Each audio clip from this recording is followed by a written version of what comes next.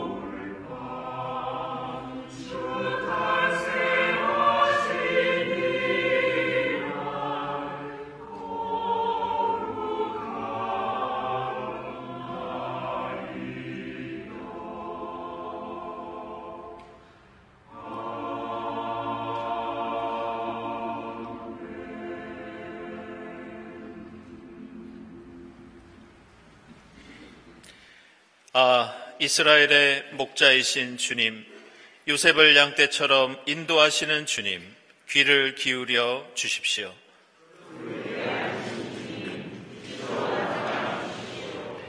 에브라임과 베냐민과 므낫세 앞에서 주님의 능력을 떨쳐 주십시오. 우리를 도우러 와 주십시오. 우리가 구원을 받도록 주님의 빛나는 얼굴을 나타내어 주십시오. 만군의 하나님, 우리에게 돌아오십시오.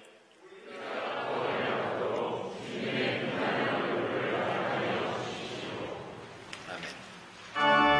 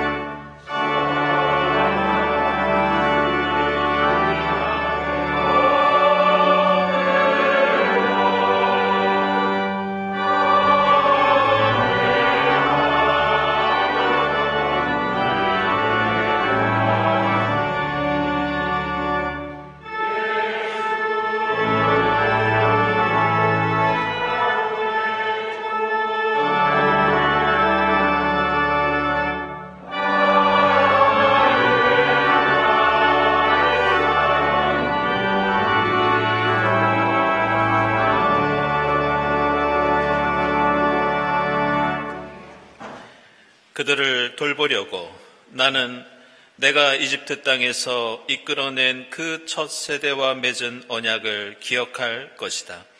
우리와 맺은 언약을 잊지 않으시는 주님의 사랑에 의지하여 우리 모든 죄를 고백하고 회개합시다.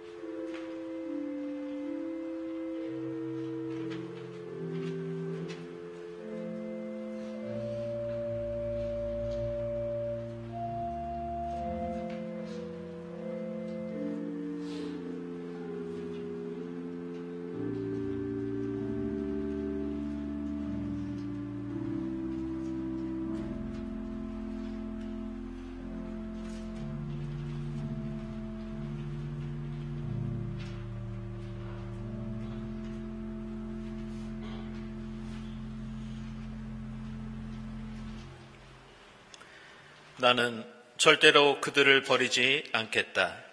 미워하지도 않고 멸망시키지도 않겠다. 그래서 그들과 세운 나의 언약을 깨트리지 않겠다. 내가 주 그들의 하나님이기 때문이다. 이 말씀에 의지하여 우리 모든 죄가 용서받았음을 선언합니다.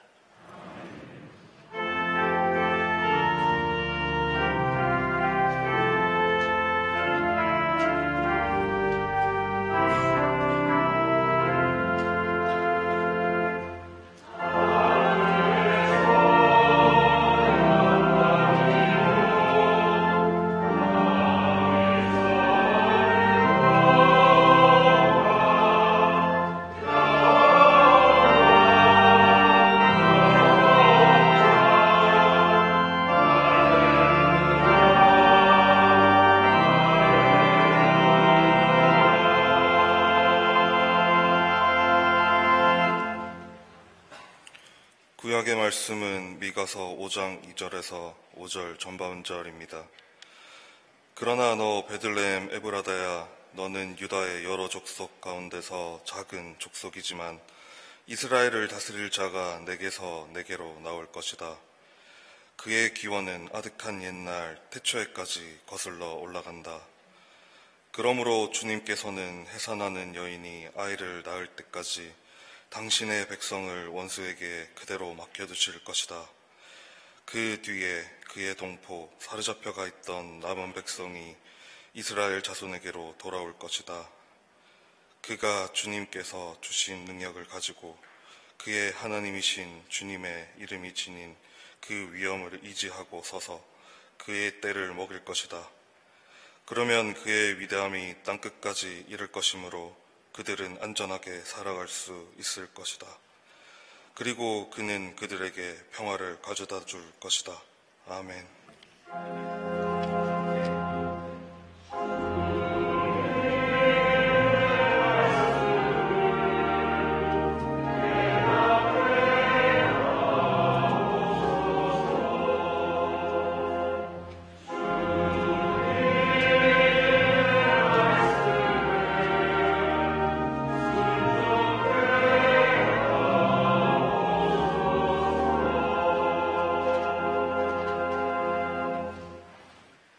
서신의 말씀은 히브리서 10장 5절에서 10절입니다. 그러므로 그리스도께서 세상에 오실 때에 하나님께 이렇게 말씀하셨습니다. 주님은 제사와 예물을 원하지 않으셨습니다. 그래서 나에게 입히실 몸을 마련하셨습니다. 주님은 번제와 속죄제를 기뻐하지 않으셨습니다. 그래서 내가 말하였습니다. 보십시오, 하나님. 나를 두고 성경에 기록되어 있는 대로 나는 주님의 뜻을 행하러 왔습니다. 위에서 그리스도께서 주님은 제사와 예물과 번제와 속죄제를 원하지도 기뻐하지도 않으셨습니다. 하고 말씀하셨습니다. 이런 것들은 율법을 따라 드리는 것들입니다. 그 다음에 말씀하시기를 보십시오. 나는 주님의 뜻을 행하러 왔습니다. 하셨습니다. 그리스도께서는 두 번째 것을 세우시려고 첫 번째 것을 폐하셨습니다. 이 뜻을 따라 예수 그리스도께서 자기 몸을 단번에 들이심으로써 우리는 거룩하게 되었습니다.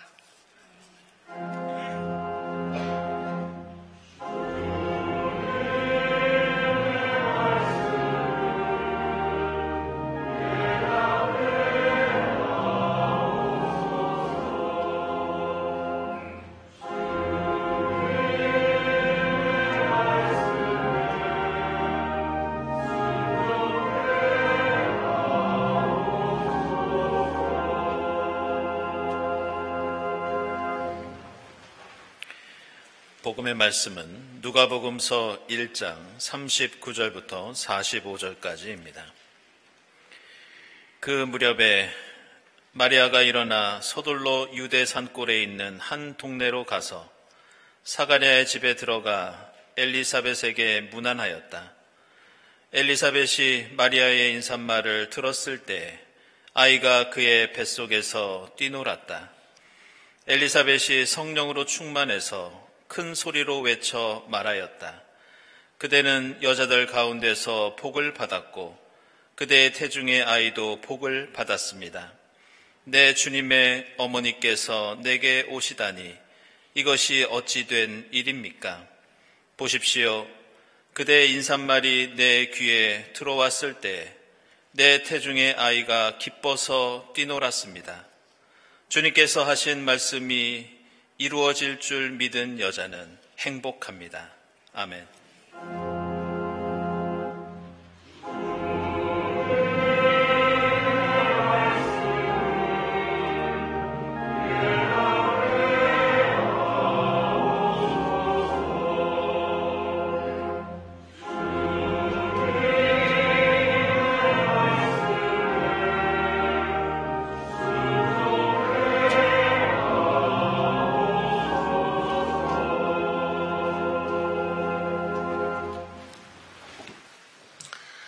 친교와 소식 시간입니다. 오늘은 대림절 네 번째 주일이고 이제 돌아오는 화요일 수요일에는 저희들이 성탄을 맞이합니다. 이 자리에 함께 하신 교우들 또 인터넷으로 예배드리는 교우들 환영합니다. 우리 교회 처음 오신 분들 환영하고요. 교회에 대해서 궁금한 점이 있으신 분들은 세교실을 찾으시기 바랍니다.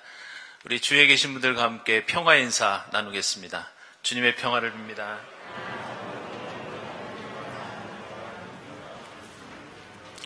네, 먼저 세교 소개하겠습니다. 김건호 교우님.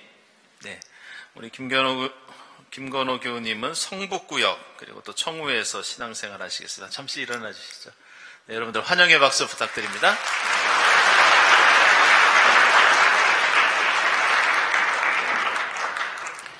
네, 교우 소식입니다. 네, 고 김호식 목사님 향년 90세 일기로 지난 수요일에 소천하셨습니다. 김호식 목사님은 우리 교회에서 오랫동안 전도사로 또 부목사님으로 그리고 또 3대 담임 목사님으로 그렇게 사역하셨고요. 그리고 향린교회 그리고 또 예담교회에서 이렇게 목사로서 목회를 하셨습니다. 다시 한번 주님의 위로를 빕니다. 그리고 우리 변한준 집사님 어머님 되시는 심재선 권사님 86세를 일기로 지난 목요일에 소천하시고 내 가운데 장례를 잘 마쳤습니다. 1부 때 함께 위로 인사 나눴습니다.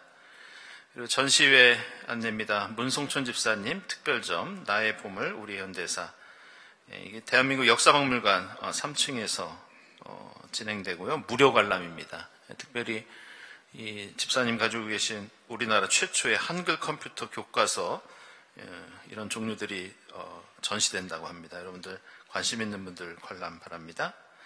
그리고 일시교육한 교우 있어서 소개하겠습니다. 우리 강대희 장로님, 조종환 집사님 딸 되는 강소영 교우, 지금 미국의 장로교 병원에서 재활의학과 레지던트로 있는데 잠시 기웃겠습니다. 잠시 일어나시죠. 여러분들 환영의 박수 부탁드립니다.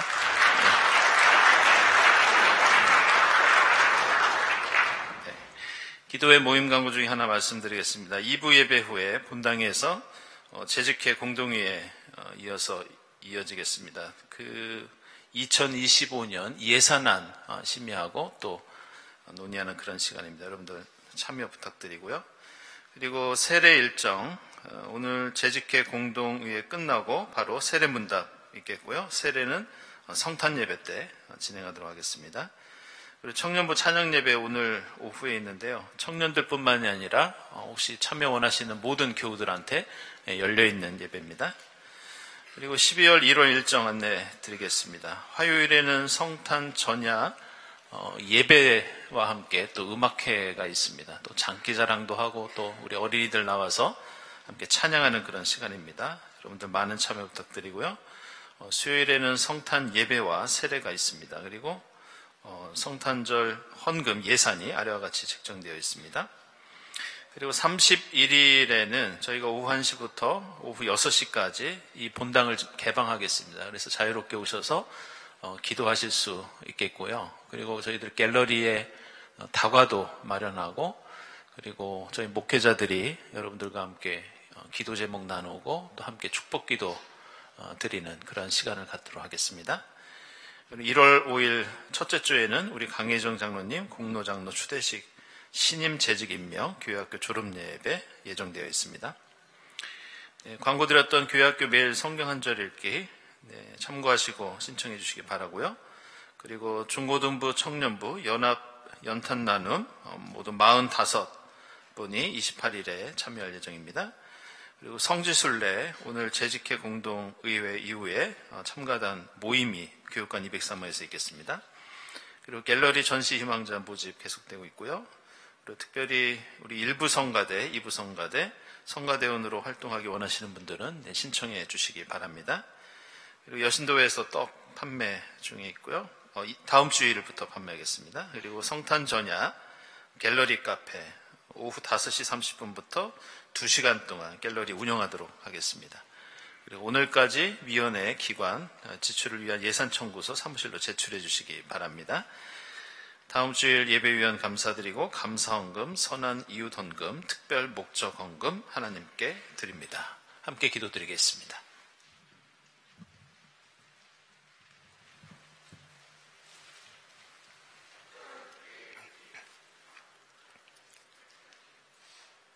살아계신 만물의 창조주 하나님, 저희에게 베풀어 주신 은혜를 감사드립니다. 머리 숙인 저희 예배를 기쁘시게 받아 주시옵소서. 성자 하나님께서 인간의 몸으로 오신 성탄절이 사흘 앞으로 다가온 이때 저희는 힘든 시간을 보내고 있습니다. 역사를 주관하시는 하나님, 회개하고 간절히 기도드리오니 이 나라를 참된 평화가 넘치는 밝은 미래로 이끌어 주시옵소서. 이번 성탄절에는 임마누엘 하나님의 신비로운 사랑을 깊이 깨닫게 도와주시옵소서. 북한 동포와 전쟁, 자연재해, 가난 등으로 힘겨워하는 세상의 모든 이도 가슴 벅찬 기쁨을 누리는 복된 성탄절이 되게 해 주시옵소서. 2025년 새해에는 성령 하나님의 인도하심으로 마음의 결심이 행동으로 드러나는 신앙생활을 하게 해주시기를 간구합니다. 특별히 교회 창립 80년을 맞는 저희가 부족한 경험과 생각을 내려놓고 먼저 그리고 끊임없이 하나님의 뜻을 구하며 공의의 나팔을 부는 바스군의 사명을 수행하게 해 주시옵소서.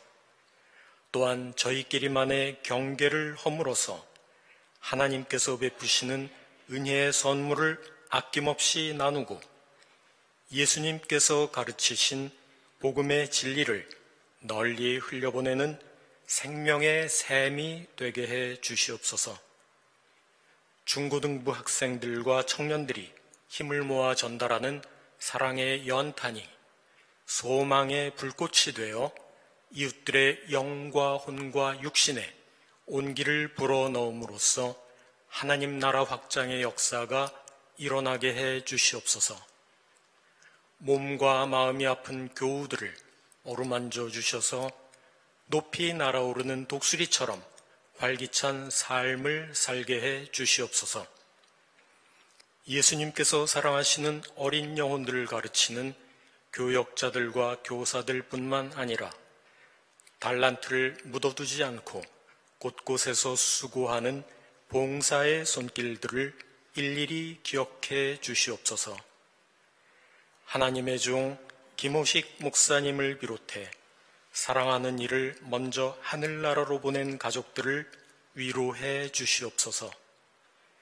전시회를 준비하는 교우에게 참신한 아이디어를 허락하시고 취업의 문을 두드리거나 진하게 사다리를 오르려는 교우들에게는 용기와 지혜, 건강을 주시기를 기도드립니다. 이명섭 목사님을 통해 들려주시는 하나님의 뜻을 마음에 새기고 말씀대로 살기를 결단하는 이 시간이 되게 해 주시옵소서.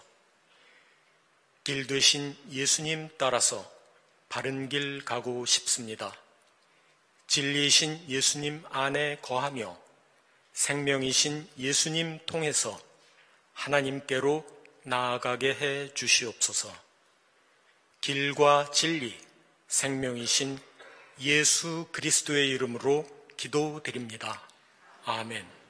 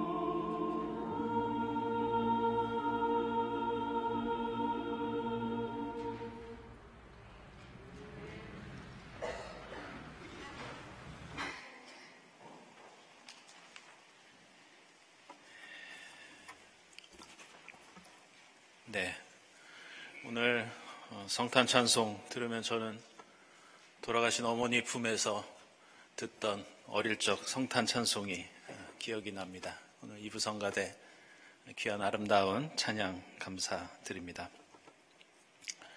오늘 대림절 넷째 주일인데요. 성경과 그리스도교 신앙은 우리가 살고 있는 이 세상, 그리고 우리 인간을 어떻게 바라보고 있느냐, 우리가 생각하는 것만큼 그렇게 긍정적으로 바라보고 있지는 않습니다. 우리가 사는 이 세상은 에덴 동산 같은 낙원이 아니라 동산 바깥에 있는 가시나무와 엉겅퀴가 가득한 그런 고난의 땅입니다. 그리고 우리 인간은 하나님께서 처음 우리를 창조하셨을 때 그 본연의 모습이 아니라 선악과를 먹고 죄로 얼룩진, 그리고 동산 바깥으로 추방당한 그러한 떠돌아다니는 죄인의 모습입니다. 따라서 우리 인간에게 닥치는 여러 가지 고난과 어려움, 이 땅에서 벌어지는 전쟁과 폭력과 억압, 이것은 안타깝게도 우리가 피할 수 없는 인간의 현실입니다. 우리는 종종 나에게는 큰 잘못이 없는데 왜 나는 이렇게 힘들고 어려운 일이 생겼는가? 우리가 사는 세상에는 왜 이토록 불의하고 고통스러운 일들이 많이 있는가? 이런 질문을 던질 때가 있습니다. 그러나 그리스도교 신앙에 의하면 이 세상을 사는 인간, 피조물은 그 누구도 이 고통과 어려움으로부터 자유로울 수 없습니다. 인간은 참으로 어리석은 존재입니다. 인간은 이기적이고 죄를 지을 수밖에 없는 연약한 존재라는 것이 성경이 가지고 있는 인간론입니다. 따라서 우리가 메시아를 반드시 기다려야 하는 이유가 여기에 있고, 우리는 예수를 반드시 믿어야 하고, 우리는 하나님께 구원을 간구할 수밖에 없는 존재라는 것을 우리에게 가르쳐 줍니다. 우리의 부족함을 하나님께 고백하고 우리의 죄와 연약함과 허물을 극복하면서 주님의 도우심에 따라 이 땅에 주님 나라를 이루며 살아가는 것, 그것이 바로 우리가 예수 믿는 이유고 목적이라고 할 수 있습니다. 오늘 우리가 읽은 미가서에는 앞으로 그러한 하나님의 메시아가 이스라엘 가운데 나타나서 이렇게 죄로 가득한 세상을 구원할 것이라는 중요한 말씀이 기록되어 있습니다. 그런데 우리가 알아야 할 것은 이러한 미가서 말씀 가운데 가장 중요한 뜻, 다시 말해서 우리에게 메시아는 왜 오셔야 하고 그 메시아를 우리는 왜 기다려야 하며 우리는 그 메시아와 함께 무엇을 해야 하는지, 이 모든 핵심이 이 미가라고 하는 이 예언자의 이름 속에 그 모든 것이 담겨 있다는 것을 우리는 먼저 알아야 합니다. 미가라는 이름은 원래 미카야라는 이름에 축약된 이름입니다. 이 미카야에서 미라고 하는 말은 누구, 누가 이런 뜻을 가지고 있습니다. 그리고 여기서 카라는 말은 뭐뭐와 같은, 뭐뭐 같이 이런 뜻이고, 야라는 말은 우리가 성경에서 보는 이사야, 예레미야, 야 이런 이름처럼 야훼 하나님을 가리키는 말이 야입니다. 따라서 미가 예언자의 이름 미카야는 도대체 누가 야훼와 같은 존재인가? 누가 야훼 하나님과 같을 수 있는가? 이런 뜻을 가지고 있습니다. 그리고 이러한 미가의 이름은 어두운 세상을 향해서, 그리고 어리석고 이기적이고 강팍한 인간을 향해서 중요한 의미를 던져줍니다. 그것은 세상의 어떤 존재도, 우리가 의지하는 세상의 어떤 가치도 하나님과 같을 수 없고, 어떤 존재도 하나님 대신 우리에게 구원과 생명을 베풀 수 없으며, 따라서 우리는 무조건 따질 수 없이 예수, 메시아를 기다려야 한다는 뜻이 이 이름 속에 담겨 있습니다. 그리고 다른 한편으로 여기에는 이런 의미도 있습니다. 누가 야훼 하나님과 같은가? 라는 질문 속에는 누가 야훼 하나님을 닮을 수 있는가? 오늘 히브리서 말씀처럼 누가 야훼 하나님을 닮은 사람이 되어서 겉모습만 하나님의 백성이 아니라 누가 주님 뜻을 성실히 행하는 하나님의 일꾼으로 살아갈 수 있는가? 이런 뜻도 이 이름 속에 담겨 있습니다. 그래서 성경을 보면 하나님께서 가장 싫어하시는 그러한 사람의 유형이 있습니다. 그것은 바로 교만한 사람, 우상 숭배하는 사람입니다. 하나님 없이도 살 수 있다고 자신의 힘과 지혜를 자랑하는 교만, 하나님 자리에 세상에 다른 것을 두고 그것이 중요하다고 여기는 우상 숭배. 하나님께서는 그런 교만과 우상 숭배를 결코 그냥 두지 않으시고 반드시 징벌하시고 심판하신다는 것을 우리는 성경을 읽으면 똑똑히 알 수 있습니다. 반대로 스스로 부족하다고 생각하고 나는 연약하고 어리석다고 자신을 낮추는 사람들, 나는 하나님 없이는 살 수 없다고 간절히 고백하는 사람들, 하나님은 그런 사람들과 반드시 임마누엘로 함께해 주십니다. 그리고 하나님은 그들을 도와주시고 하나님의 일꾼으로 택하셔서 바로 그들의 그 부족하고 연약한 것을 통해서 하나님의 위대한 구원의 역사를 이루어 가십니다. 오늘 우리가 읽은 복음서에는 바로 그러한 부족하고 연약하지만 하나님의 위대한 구원 역사에서 빼놓을 수 없는 중요한 역할을 했던 두 여인이 등장합니다. 그것은 엘리사벳과 마리아인데 아시는 것처럼 지금 마리아의 뱃속에는 아기 예수가 있었고 엘리사벳의 태중에는 예수가 오시는 길을 예비했던 세례 요한이 있었습니다. 하나님의 구원 역사에서 중요한 두 인물이 이제 앞으로 태어날 텐데 이름 없는 연약한 두 여인이 만나서 오늘 말씀을 보시면 하나님의 뜻이 이 땅에 이루어지는 것을 함께 기뻐하며 행복해하고 있었습니다. 오늘 이 말씀이 기록된 누가복음서에는 다른 복음서에는 없는 독특한 특징이 하나 있습니다. 그것은 누가복음서에는 예수의 사건을 기록하면서 이와 함께 세계의 역사, 로마 제국의 역사를 함께 소개합니다.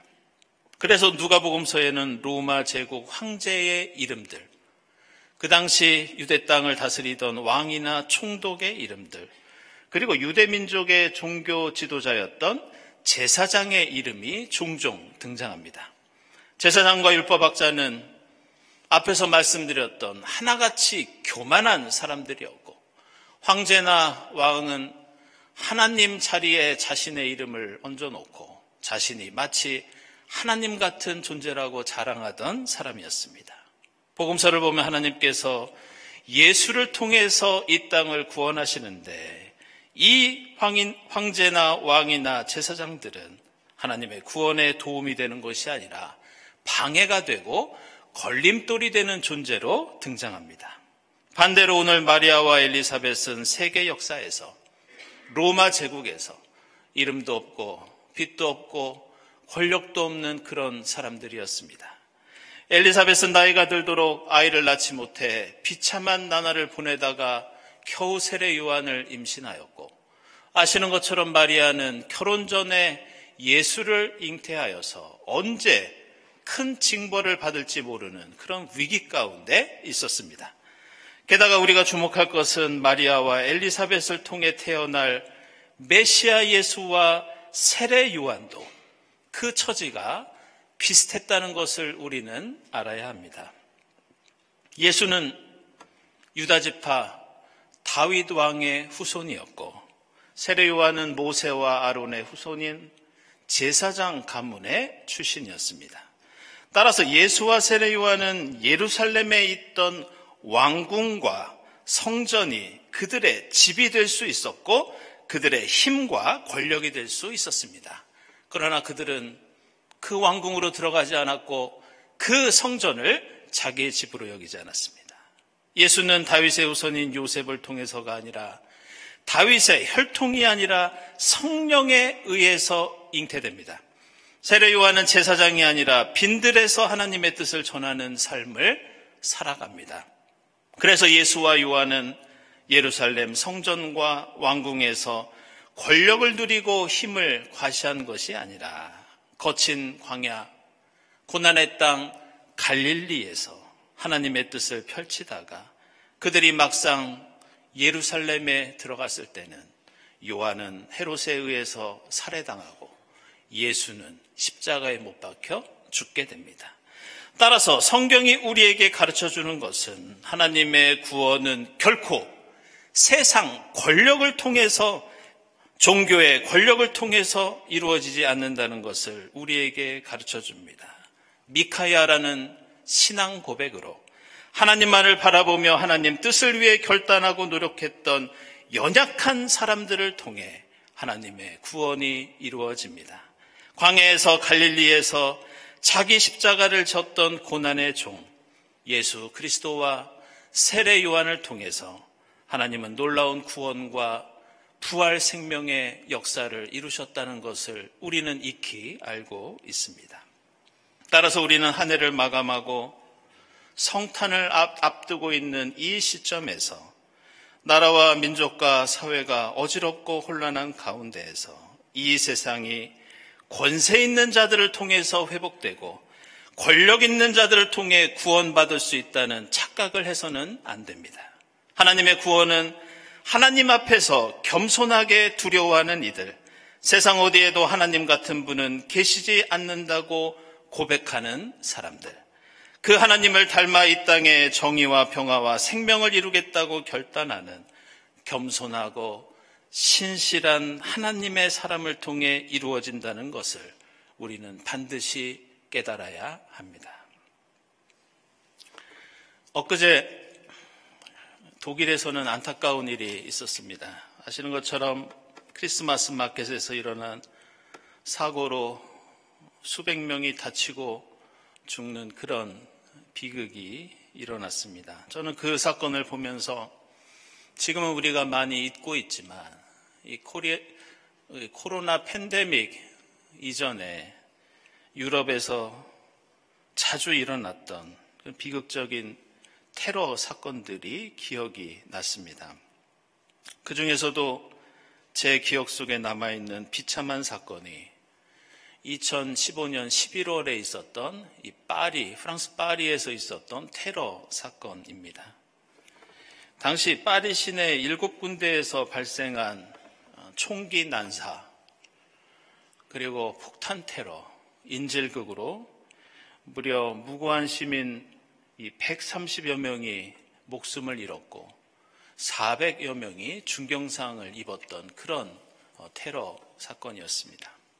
그 테러는 축구 경기장, 편의점, 레스토랑 같은 데서 일어났고 그 이 테러 중에서 가장 비극적인 일은 당시 파리 시내에 있던 이 바타클랑이라고 하는 콘서트홀에서 일어났던 총기 난사 사건이었습니다. 어느 밴드의 공연을 보러 왔던 10대의 청소년들을 향해서 테러범들이 기관총을 난사하면서 그 자리에 있던 어린 학생들이 무려 100명 이상 죽게 되는 그런 비참한 참극이 일어난 적이 있습니다. 저는 유학길에 그 사건이 있고 얼마 후에 파리를 방문할 일이 있었고 당시에 파리에서 유학하고 있던 우리 교회 최유한 집사님을 만나서 그 현장에 희생자들을 추모하기 위해서 그 바타클랑 극장을 간 적이 있습니다. 가보니 극장 주변에는 희생자를 추모하는 꽃다발이 수북이 쌓여 있었고 극장 안으로 들어가지 못하게 이 폴리스 라인이 쳐 있는 것을 볼 수 있었습니다. 테러범들이 얼마나 이 기관총을 그 안에서 난사했으면 총알이 바깥으로 나와서 주변 건물에도 총탄 자국이 있고 그 총탄 자국마다 이 번호를 매겨져 있는 것을 지금도 제가 기억하고 있습니다. 나중에 그 극장 옆쪽에 출연자들이 드나드는 그 문 앞에 서서 묵념을 하고 기도를 드리려고 하는데 저는 그 자리에서 우연히 그 문에 붙어 있는 조그만 메모지 같은 쪽지를 발견할 수 있었습니다. 그 메모지에는 프랑스어로 무엇인가 적혀 있어서 제가 옆에 있던 집사님에게 이 내용이 무엇이냐고 물어본 적이 있습니다. 그랬더니 목사님, 저 글은 성 프란치스코의 평화의 기도입니다. 이런 대답을 들었습니다. 지난 목요일에도 우리 노아콰이어가 예우르막 무대에서 이 찬양을 드린 적이 있습니다. 이 평화의 기도는 주님, 저를 평화의 도구로 써 주시옵소서. 미움이 있는 곳에 사랑을, 다툼이 있는 곳에 용서를, 분열이 있는 곳에 일치를, 절망이 있는 곳에 희망을, 어두운 곳에 빛을, 슬픔이 있는 곳에 기쁨을 가져오는 자가 되게 해 주시옵소서. 위로받기보다는 위로하고 이해받기보다는 이해하며 사랑받기보다는 사랑하는 사람이 될 수 있도록 인도해 주시옵소서. 이런 기도입니다. 그 비극의 테러 현장에 서 있다면 당연히 누군가 슬픔 가운데 빠질 수밖에 없습니다. 때로는 억울한 죽음을 목도하며 분노를 느끼고 때로는 두려워하고 불안해하면서 내가 아무것도 할 수 없다는 마음에 무기력해질 수도 있습니다. 어떤 사람은 그곳에서 이슬람 무장단체를 꾸짖을 수 있고 어떤 사람은 이 테러가 일어나는 원인이 되었던 미국과 프랑스의 곳곳에서 벌였던 전쟁을 탓할 수도 있습니다.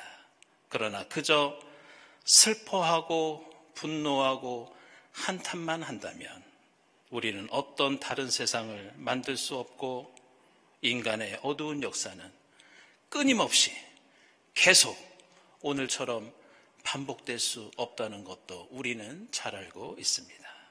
이제 우리는 3일 후면 성탄을 맞이하지만 세상은 여전히 가시나무 엉겅퀴로 가득 차 있습니다.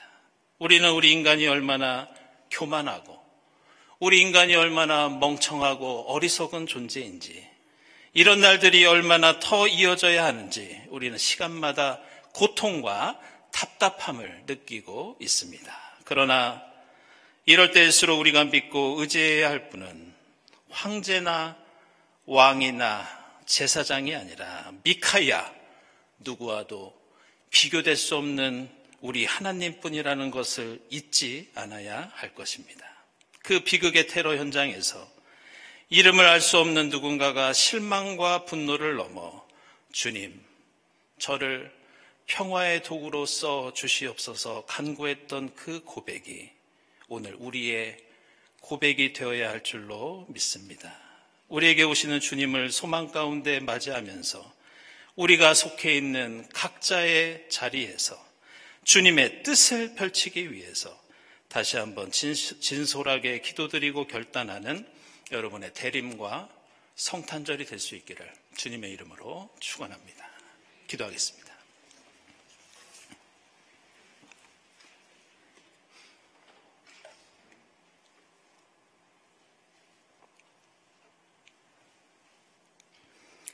하나님, 불의로 가득한 이 세상에서 저희를 정의의 일꾼으로 써 주시옵소서. 전쟁과 폭력과 갈등으로 얼룩진 이 땅에서 저희를 평화의 도구로 사용해 주시옵소서. 저에게 오시는 주님과 함께 이 땅에 주님 나라와 그 뜻을 이루어가는 저희 모두가 되게 하옵소서. 예수 그리스도의 이름으로 기도드리옵나이다. 아멘.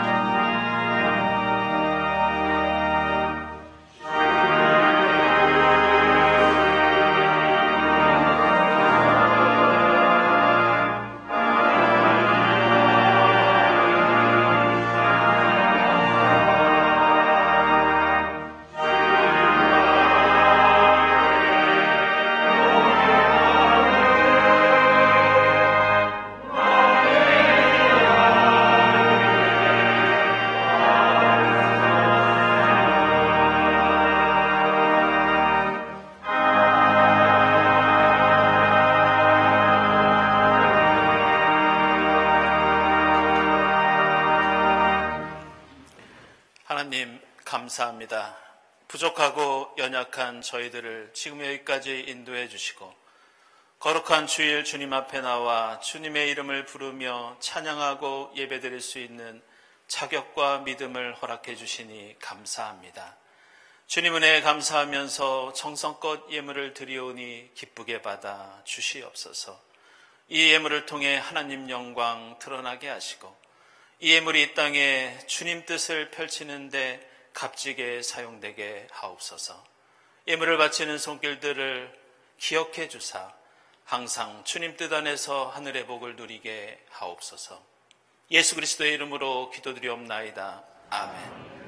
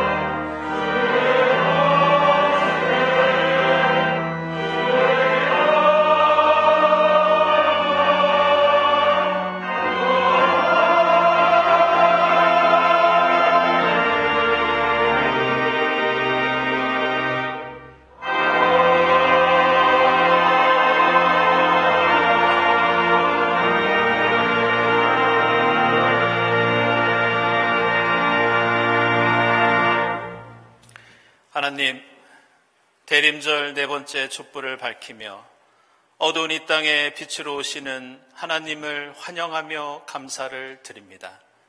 하나님, 불의로 가득한 이 땅에 저희를 정의의 사도로 써 주시옵소서. 갈등과 반목이 가득한 이 땅에 저희를 평화의 도구로 사용해 주시옵소서. 저희에게 오시는 주님과 함께 이 땅에 주님 나라와 그 뜻을 펼치는 저희가 될 수 있도록 인도해 주시옵소서. 이 모든 감사와 기원 위에 성부와 성자와 성령 삼위일체 되신 하나님의 은총이 지금부터 영원까지 함께하옵시기를 간절히 축원하옵나이다. 아멘.